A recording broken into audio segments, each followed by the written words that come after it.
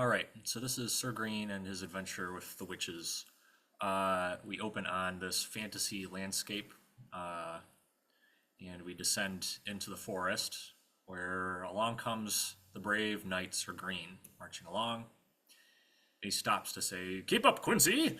Those witches aren't going to hunt themselves. We must keep on the lookout for the telltale signs." And meanwhile, his squire Quincy is stuck in the bushes, and he kind of plops out. "We must keep on the lookout for the telltale signs." And he pulls out this scroll. Telltale signs of witches. "Devilish creatures, magical broomsticks, and piles of children's bones." "Of course, my liege."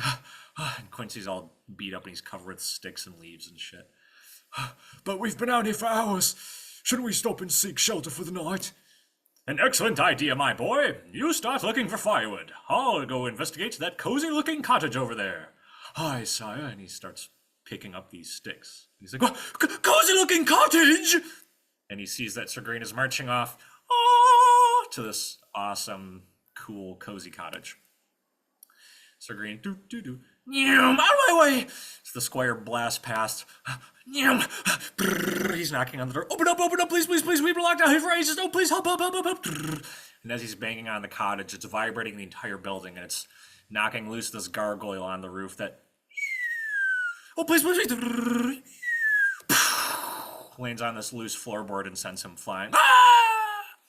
Sir Green, oblivious to all this, steps back on the floorboard and goes to politely knock on the door when all of a sudden it opens up and a bunch of hands pull him in.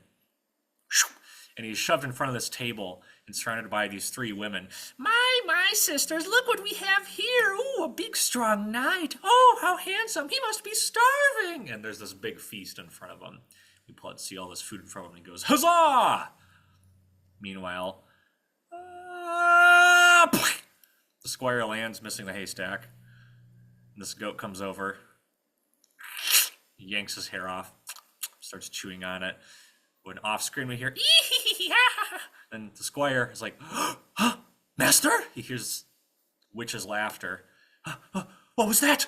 Sir Green must be in danger." And he imagines Sir Green surrounded by these evil witches. "He must need my help." "I'm coming, my liege." And he's dragging himself. He's had the crap beat out of him, and he's dragging himself pathetically over to this cottage. "Oh, save you, your lordship. Save you from those witches." And as he looks into the window, he sees it's not evil cackling, but raucous laughter as he sees this big roast turkey, this delicious looking soup, and Sir Green munching on this roasted drumstick while the witches happily circle about him, serving him food and attending to him. And Sir Green is just happily chewing on this food. Meanwhile, the squire, his brain snaps. He simply can't take this. "That's it! I can't stand it any longer. I am done playing servant. I mean, look at me." And he angrily swipes this hay off of the haystack, reduced to picking up sticks while he sits in there feasting on his face. And a skull is kind of under where he swipes this hay from. As he marches off, he keeps on ranting, "Years of my life down the drain, polishing Sir Green's armor," and he kicks this broom, and it's kind of floating away magically. "Sharpening Sir Green's sword, rubbing Sir Green's feet, and what recognition have I received in return? Nothing! Nothing! If he wants to sit in there alone and enjoy himself without me, then be my guest. I'm out of here!" And the goat is chewing on its hay as it watches him leave. All of a sudden, wait a second! Devilish creatures, boink boink. Brr. Magical broomsticks. And he lifts up the haystack and there's a pile of children's bones. "Witches!" He's put two and two together. He flies back up to the cottage. Boom! Sir Green! Meanwhile, Sir Green is still eating. He's just happily oblivious, feasting on his feast. And the squire looks over and sees this evil witch shadow that's cast by one of the friendly sisters. He's like, "Oh no! Sir Green!" Boom, boom, boom. He's banging on the door. "Sir Green!"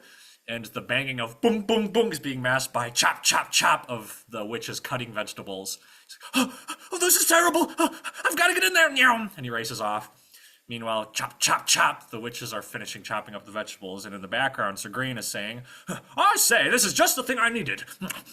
I've worked up quite an appetite from all that witch hunting I've done today. And the witch grabs an apple as it walks over to him. Witch hunting? My, what a clever man you must be. That's right. Nobody can thump. And she shoves the apple in his face. Kind of like a boar would have an apple stuffed in his mouth to be cooked. That's right. Nobody can thump. Ooh.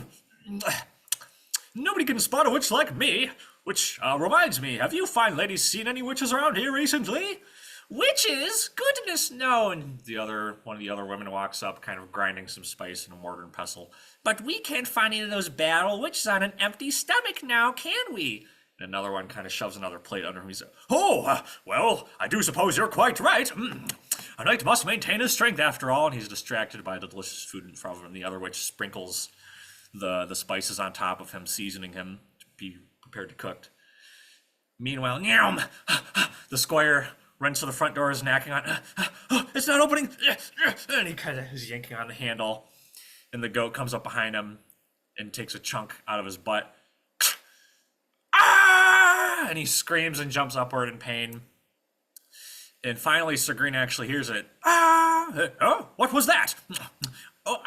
No, leaving the table until you finish your food. And as he's looking away, the other's like basting him with like butter and sauce. And they like shove his head back to the food.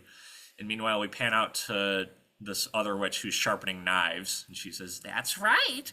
After all, we wouldn't want you to miss the main course. And they all start laughing. He's like, yes.